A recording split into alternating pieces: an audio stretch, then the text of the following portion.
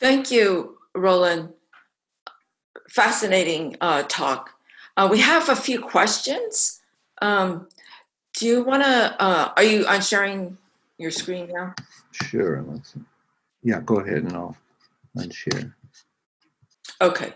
So one of the questions from Joan was whether, she wanted to know whether some of the supervisors were Chinese. We have no record of work supervisors paid, because we find the relative salary for supervisors, and there is no salaried supervisor with a Chinese name. It's a really valuable question also because the payroll records reveal as much, or the payroll records themselves reveal and also obscure. Many of the names are nicknames. Once you go to the lower paid workers, you'll see a lot listed as China waiter, China servant, China ox cart driver, Chinaman, things like that. It's true that in some of the higher or the more skilled labor, you'll see names beginning with about blacksmith. That was a higher paid, but no Chinese listed for those higher, for those more skilled laborers. Okay. And then there's a question from Raymond. I'm glad he brought up this book. He's wondering how your research is different from Gordon Chang's work in his book, Ghosts of Gold Mountain. Gordon Chang is my supervisor. Yeah. So we work hand in hand, and this is I'm representing the work of this project. So Gordon Chang is the principal investigator of the Chinese railroad workers in North America project, and yeah. So there's two books he may be mentioning. So there's one, the Ghosts of Gold Mountain. I highly recommend this. And I'm sure available through your library. Yes. Book too. Wonderful. And so that one is a effort to tell the story essentially from beginning to end, from the original conception of, like I mentioned, of creating a transit line across this continent to what happened to the Chinese after the construction of the railroad. There's a second book we published, which is a set of essays. These are scholarly essays, especially for those who are interested in sources. It says copious footnotes, as scholars do. And we have essays, including there we treat a lot about the homeland. That is the evidence we have of the remittances that were sent home, how the wealth that the Chinese laborers sent home affected the material prosperity and even the architecture of their home villages in the Pearl River Delta. So those are two print publications. Okay. And then, let's see, we have a question from Norman. He asked, why was any Chinese shown from the famous, I think he meant, why wasn't any Chinese shown on the famous picture at Promontory Point? And why were they on that photo? Indeed, yeah, let me bring that up too. So there's a, thank you, Norman. So there's a image that many of you may have seen, and it was in the documentary as well. I'm just going to bring it up here, of the celebrating the completion of the railroad. And the prevailing understand read of this image. So there's several of these images. This one actually is at the California History Museum in Oakland. They own the negatives, but they've made it digitally available for anyone. So here you have the locomotives from east and west. The prevailing read of this image is that Chinese were excluded from this image, and in fact, by and large, all of, we can zoom in and see every image, every face, not a single Chinese. We do, as we look closer and closer, especially with the benefit of blow up, and we've made huge renderings of this image. We are very intrigued with, I don't know if you can see my cursor here, with these four, there's actually four people here. This is the back of this figure turned away. is wearing the outfit that a Chinese worker would have worn during construction. Oh, wow. And this figure holding up his left arm with his hat is obscuring a figure next to that man, is obscuring the head. So we don't know if it's simply exaltation or if he's raising his hat to block the face of a Chinese, but there are two figures here. We do know, so why? Your read on politics of then and now can be, you may be able to read it as well as I can. That is, during a time of nativist fervor and exulting with American ingenuity, as it was even celebrated within the last 50 years by the federal government, immigrants are traditionally excluded from that story. This is the public image. We do know from historical sources, from in fact newspapers, that Strobridge, the man you saw his daughter skiing, who supervised the workers, he had his own private car that he lived in to supervise the line, that he's had a celebratory dinner after this image was taken to toast the completion and to toast the workers. Those are the people he was closest to. And according to newspaper accounts, he had a number of Chinese at the table. And the closest we can find is he had the figure of Hong Hua himself. I mentioned at the end that story of Hong Hua. He amassed quite a fortune in Truckee, but we found an obituary in the Los Angeles Times in 1905, the death of a man named Hong Hua. And the closest we can find, it may be the same person, and he died a pauper. In fact, he died, it's a sad story, that it seems to be that he had cognitive impairment and was walking around the town of Auburn as sort of a local figure that people tolerated because he was harmless. And from another publication I have, in Truckee, there was the so-called Truckee method of whites, and this is the story really of exclusion. Afterwards, really getting to your question, in the 1870s began the virulent campaign to exclude Chinese from the labor force, from the economy, and finally from the community. Hong Hua's business itself in Truckee was burned to the ground. There was no insurance. Tried to rebuild, was burned to the ground again, and then he disappears. And then we finally find a obituary. So the story of the obscuring of Chinese from this image, it's a iconic image that really leads us to the excluding of the Chinese from North America for the next 30 years. Wow, what a story. Well, kind of related to that, another question is, what do you think are the long-term sociological impacts to Asian Americans today from that time period?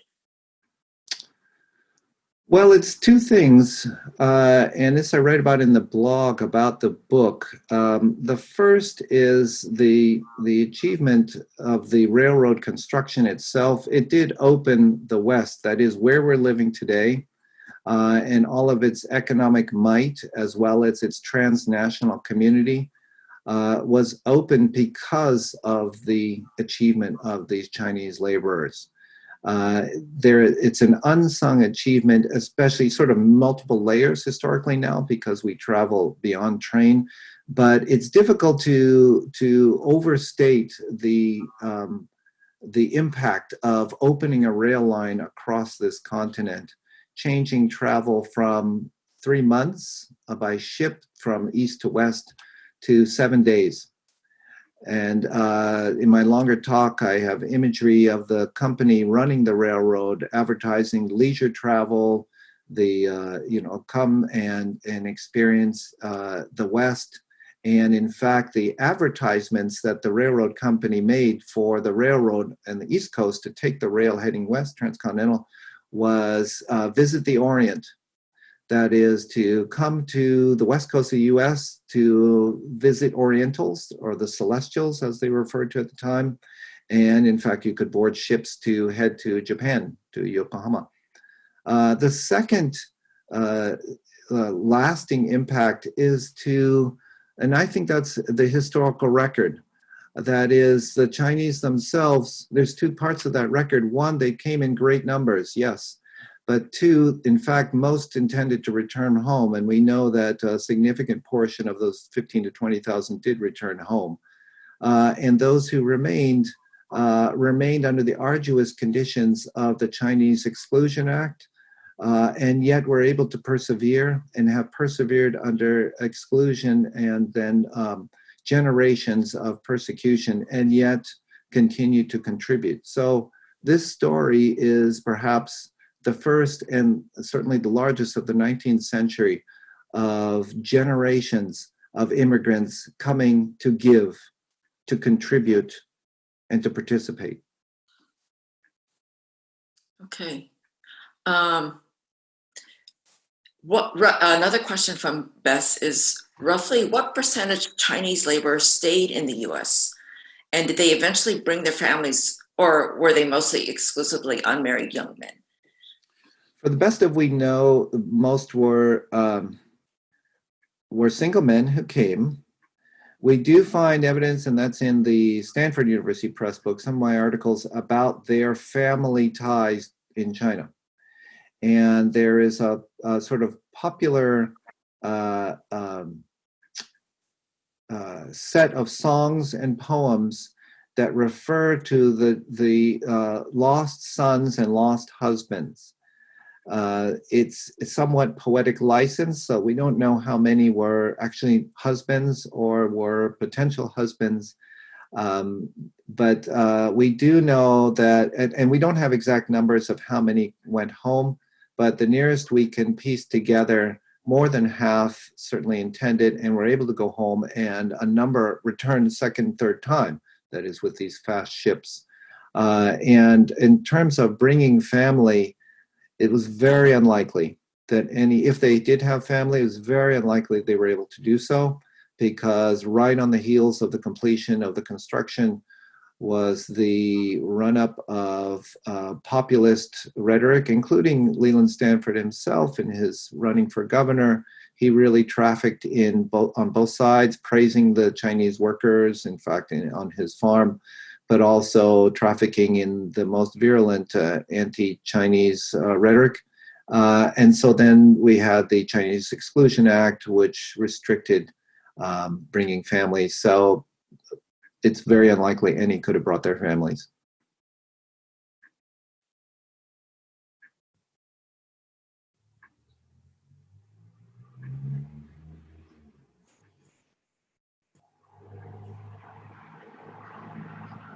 Lisa, I think you're muted.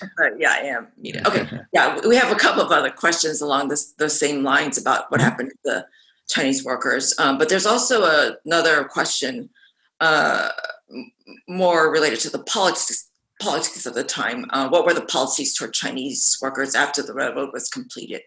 And Charlotte is specifically thinking about the Chinese Exclusion Act. And I guess Stanford was instrumental in lobbying for that act.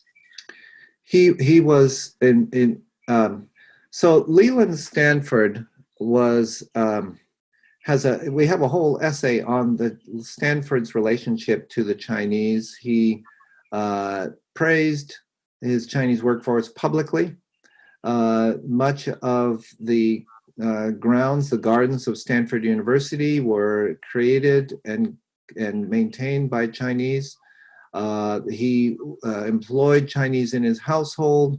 We even have a story pretty well corroborated that Jane Stanford sought to adopt a Chinese boy who had been in her employ, but his uncle prevented this. But the family actually has a ring given by Jane Stanford. So on the one hand, there's that relationship. On the other hand, copious public record of Leland Stanford in his run for governor echoing the worst of the rhetoric about the Chinese, that they would threefold. One, that they're going to steal our jobs, very similar to today. It's a recurring refrain in populist rhetoric. They're going to steal our jobs, they're going to undermine our economy, that is, they drive down wages, and they're going to dilute our culture. A couple of other questions that you've already answered from Beth and Cynthia on what happened to Honghua. But another question from Joan on who did the design of the tunnels? Pardon me, I didn't catch that. Who designed the tunnels and I guess did more of the high-level engineering work? There's a name, so Theodore Judah, Judah. If you Google Theodore Judah, you'll find he's the lead engineer on the Central Pacific Railroad. And we have at the Sacramento Historical Railroad Museum, as well as we brought it to Stanford, we have the original maps that were used by the company, the engineering maps. They're spectacular. There's one, it's pieced together and it's roughly 50 feet long.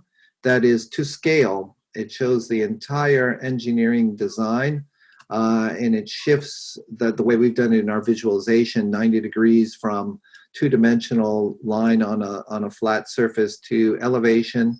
So Theodore Judah is known as the chief engineer designing the route that would enable that 2% grade over 7,000 feet of elevation climbing. Okay. How do you spell his last name? Judah. Okay, thanks. And then Rita wanted to know what the title of the second book was by Gordon Chang. Oh, so the second book, I'm just going to bring it up and I'll show you everyone. It is from Stanford University Press, and is it The Chinese and the Iron Road? That that's it. Yes, indeed. Okay. And so so it's our website, Chinese Railroad Workers in North America Project. To find this really easy. You just Google Chinese Railroad Workers Stanford, and it's going to be our project because it's the most prominent project that combines those two things. In our publications page, this is the book, Rita. This is it's Chinese and the Iron Road, Building the Transcontinental Railroad.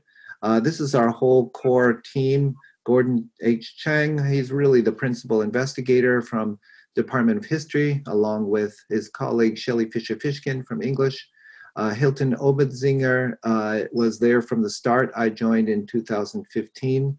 So this is available. I believe it's also available as an ebook. It's a big, thick volume that has two things. One, of course, is scholarly essays, but a real treat, I think, and it took a lot of work to compile.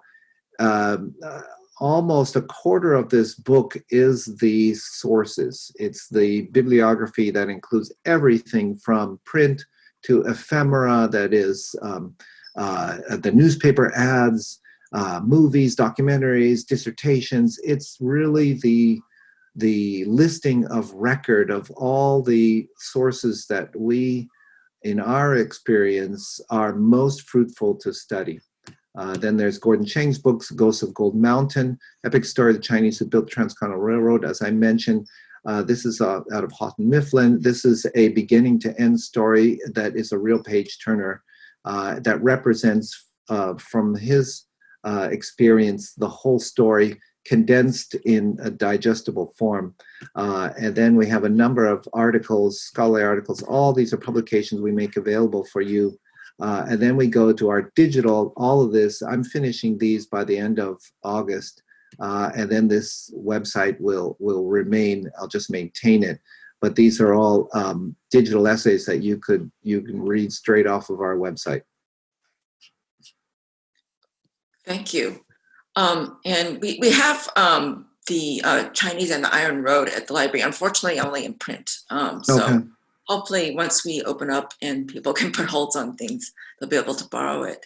A question from Cynthia. She wanted to know how many of the laborers were killed or injured, if there are records.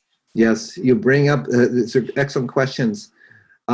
This question creates perhaps the biggest controversy among historians. Whenever you hear historians say that, that's a historian saying, I don't know. But what that means actually is that the closest record, we have two sources on deaths. One is contemporary accounts, that is from newspapers of the time, of the remains of railroad workers transported by the company back to Sacramento from accidents along the line. And the second source are remains that have been repatriated to China. The first source, the first set of sources, contemporary journalistic accounts of remains that are transported, lists railroad transport cars filled with bones by the ton, that is by weight. And then historians have had to estimate, and this is a macabre exercise, but roughly the estimated weight of a Chinese man's skeleton divided into the tonnage of bones to get numbers roughly about 2,000 that were accounted for in these newspaper articles. This is by no means, I think by no means this is an exhaustive account, and I lay out all the methodology to say how approximate that is. But it does give us the important information that that the company acknowledged deaths along the line. We also know that there were many, perhaps one of the biggest accidents came at building that Summit Tunnel through snow avalanches. And they could not even look for bodies until the thaw, until the spring. So you can imagine the stories that have perpetuated since then about where bodies may have gone. The second source in China itself, there are particular cemeteries first of all, in Hong Kong and then in China that are dedicated to repatriated remains of Chinese who went to Gold Mountain, to North America. And then there are particular sections dedicated to the remains of Chinese who built the railroad or thought to have built the railroad. Numbers vary. Again, it's only in the hundreds. So no one has been able to say this is the definitive number. Okay. But definitely it was very dangerous work, and Indeed. It could have been if the calculation of the tonnage of the bones divided by the weight of a man's skeleton were to be carried out, maybe 10% of the workforce, if you consider. Yeah, I'd hesitate to give a number. Really, I laid out the extent of our knowledge at this point. There are it's a raging controversy among historians. Okay, Mars, how are you doing on time? I could stay a little while. It sounds like there are questions. I'm happy. Questions coming in. Marcy wants to know.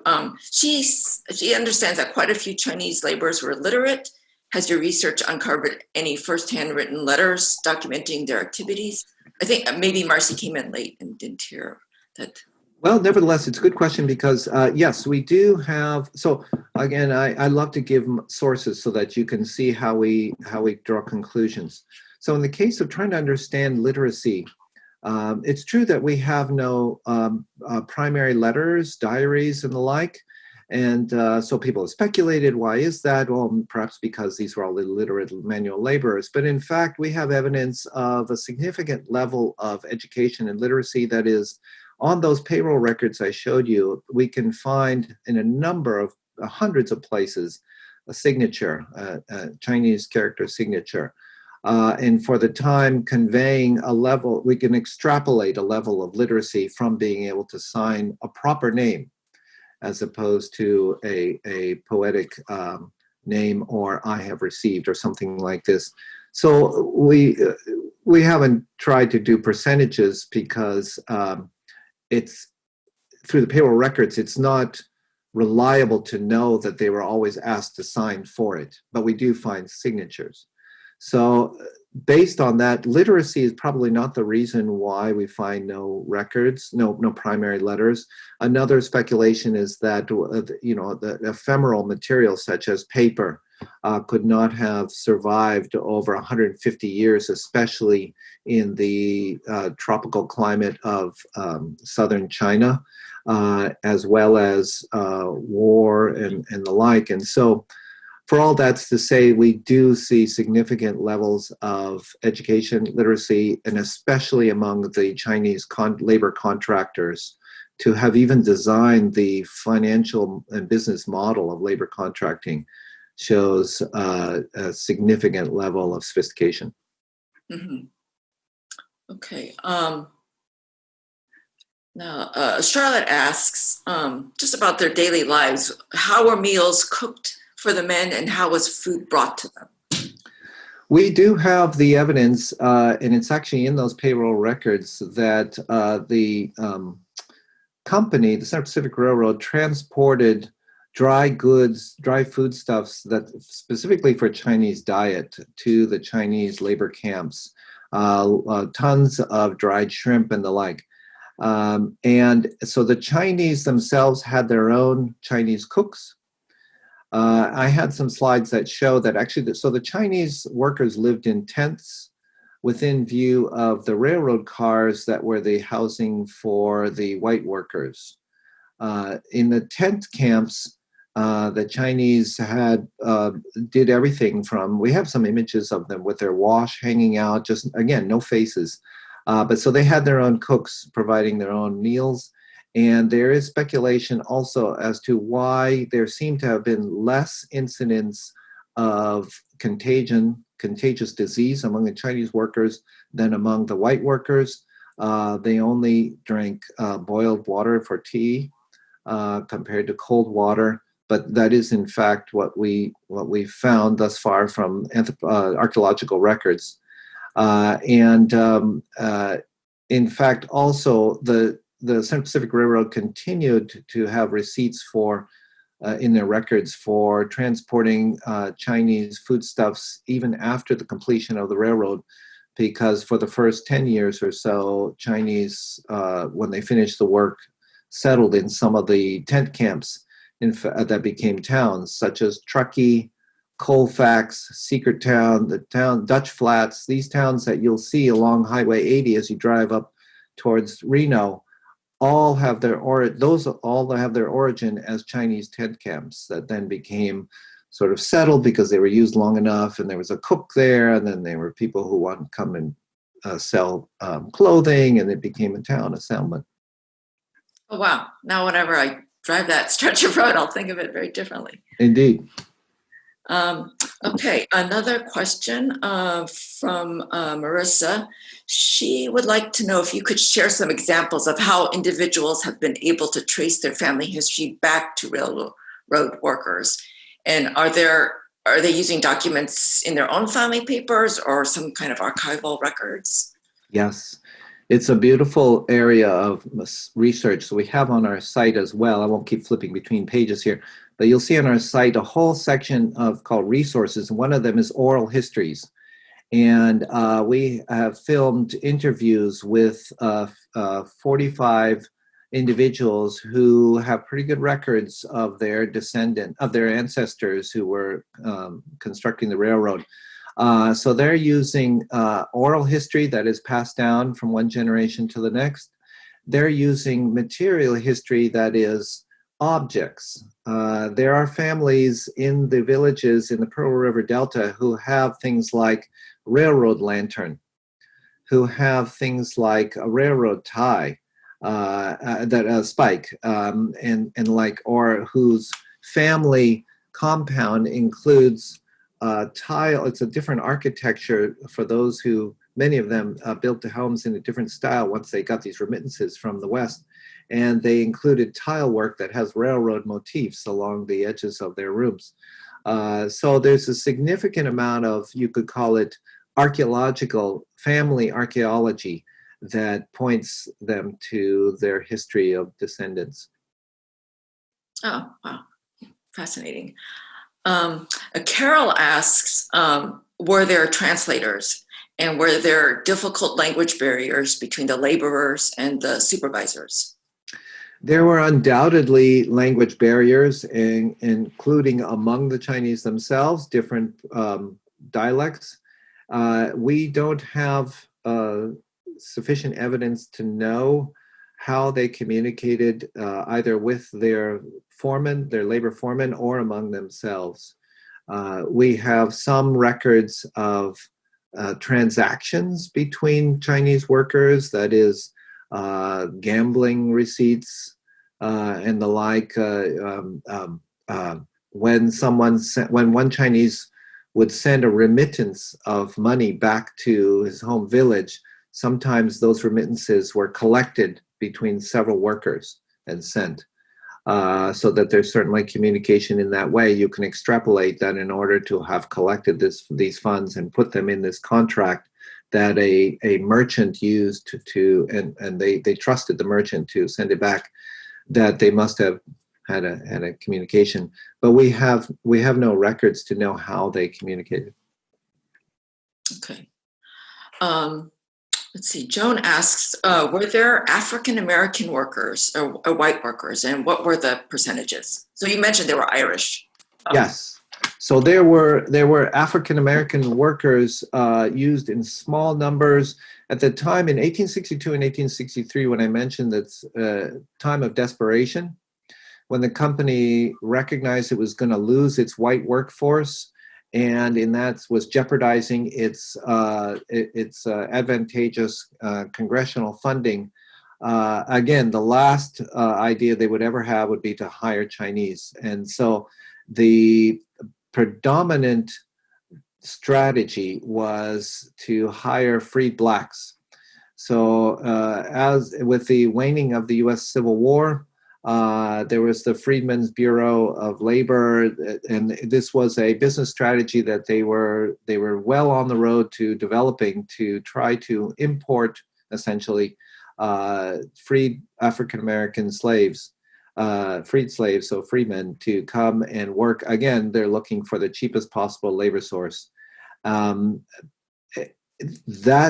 pivot point between operationalizing that strategy versus testing out a crew of 50 Chinese is lost in time of why they shifted. But the fact remains that they did this test with Chinese, and then from then on, it was a done deal.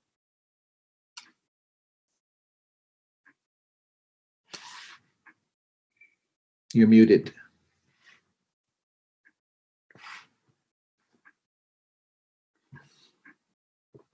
Sorry, one last question. Sure. Is there any evidence of interracial marriage or assimilation from the time? That's a fascinating question. We have evidence of cohabitation and of business alliances. We don't have evidence of, well, in fact, marriage was certainly on the Exclusion Act was prohibited, interracial marriage. But we do have in census records so every 10 years, that's why census, fill out your census. It's actually invaluable for historians later.